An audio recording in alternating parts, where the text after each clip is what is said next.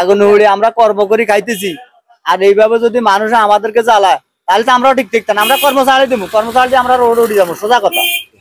উনি কত টাকা দোকানদারি করে, রাত্রে 2টা 3টা পর্যন্ত একমাত্র দোকানদারি করে, 2টা পয়সা বাড়তি পাওয়ার জন্য। ওনার সংসার আছে, ঋণই আছে। এটা কারা করে? আমরা এত কষ্ট করি দিন করি, আমরা ঠিক মতন ভাত খাইতে পারি না। ওরা রোডে রোডে আনি চুরি ডাকাতি করে। প্রিয় দর্শক, আসসালামু আলাইকুম। এই মুহূর্তে রয়েছে নতুনহাট পশ্চিম বাজার এবং কি বেড়ের উপর। বিগত কয়েকটি মাস ধরে আমাদের এই অঞ্চলে 12 নং সরসাই ইউনিয়নের 8 নং ওয়ার্ড জালিয়াকান্দি প্রতিনিয়ত এমন কোনো রাত নেই যে চুরি ডাকাতি হচ্ছে না। কখনো বাজার, কখনো বাড়ি। ঠিক ঘটেছিল গতকালকেও। আমরা যার সামনে দাঁড়িয়েছিলাম সেই নতুনহাট বাজারের একজন ব্যবসায়ী ইসমাইল কাকার ঘরে গতকালকে রাত্রে ঢুকে তার সামানগুলো এবং টাকা পয়সা নিয়ে যায়। আমরা তার সাথে কথা বলি। ইসমাইল কাকা, আসসালামু আলাইকুম। গতকালকে কি হয়েছিল আপনার ঘরে? গতকালকে আমি রাত্রে 1টা 20-এ বাড়ি গেছি। 1টা 20-এ বাড়ি যাওয়ার পরে শরীর একটু অসুস্থ আছিল, আমি দোকান করে গেছি। তারপরে 1:30টার দিকে শুয়েছি, ঘুমাইতে মিলতে প্রায় 1:45-2টা বাজে। এই 2টার থেকে 3টার ভিতরে চারি কাটা উঠছি। 3টা উঠে দেখতেছি আমার ঘরের দরজা খোলা এবং শার্টের পকেটে কিছু টাকা আছিল। টাকাগুলা নিয়ে গেছে, শার্টটা সব ফালাই দিছে নিচে। আর শোকেস খুলছে, শোকেসে কাপড় চোপড় আসবাবপত্র যা আছিল এগুলা সব মাটিতে ফালাই দিছে।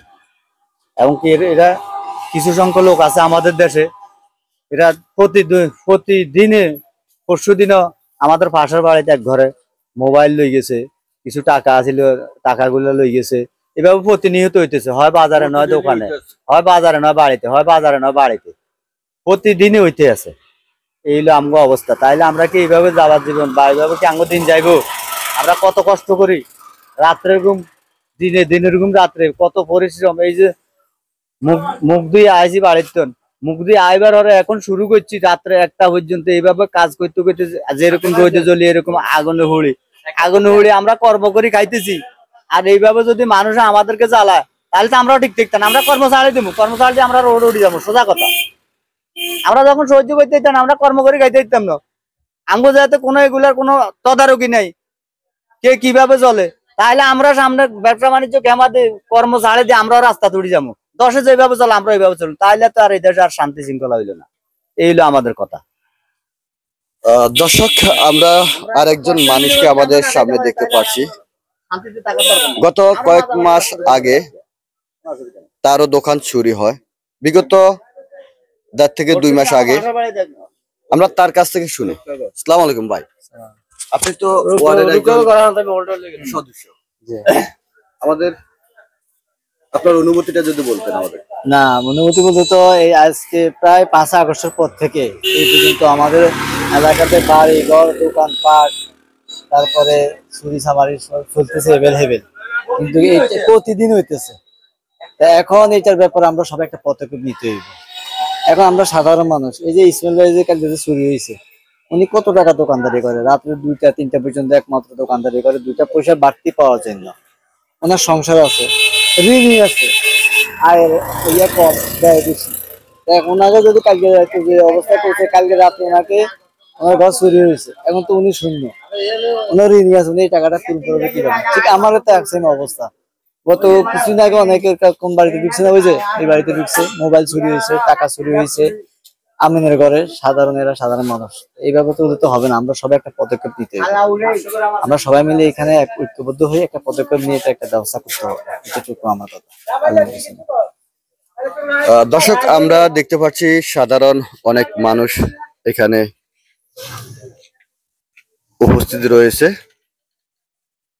যার সামান চুরি হয়েছে, গছ চুরি হয়েছে, টাকা পয়সা নিয়ে গেছে, তাকে দেখার জন্য অনেককে আমরা এখানে উপস্থিত দেখতে পেয়েছি। আমরা সাধারণ একজন মানুষের সাথে কথা বলি।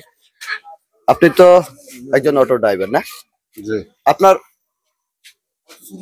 আপনার অনুভূতিটা কি? যে এভাবে প্রতিনিয়ত চুরি করছে।